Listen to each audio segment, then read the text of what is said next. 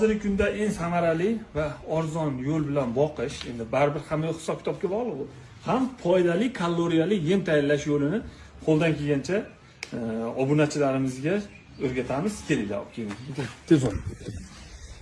Mana qarang. Somon 4 dona somon solinadi. 4 dona somonga 1 dona yantoq, 1 dona beda. Agar moshpoya yoki yireng'oqpoya bo'lsa, hozir hali payti bo'lgani yo'q-da.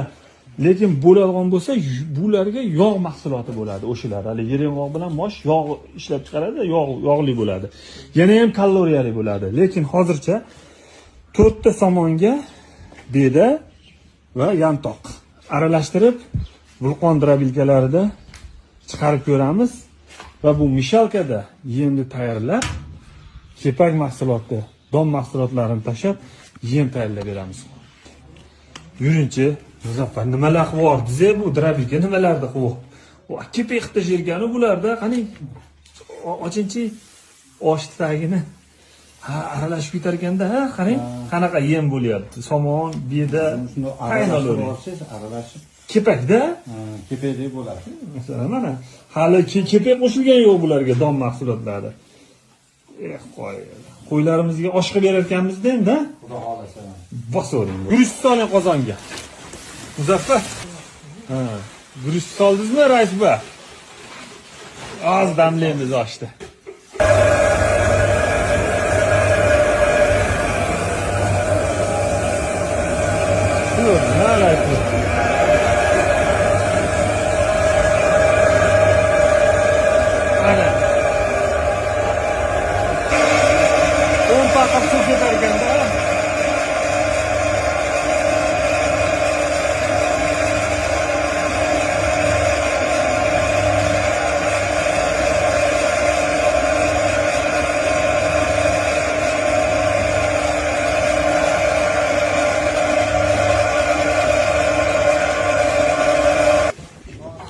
Men doim obunachilarimga o'zim daromad olib, o'zim foydalanayotgan narsamni ilinaman. Borlaringga shukr, hammalaringni qo'llab-quvvatlayotganlaringga Alloh rozi bo'lsin. Sizlardan ham kanalimni qo'llab-quvvatlab, mana salkam 250 ming yetkazdik.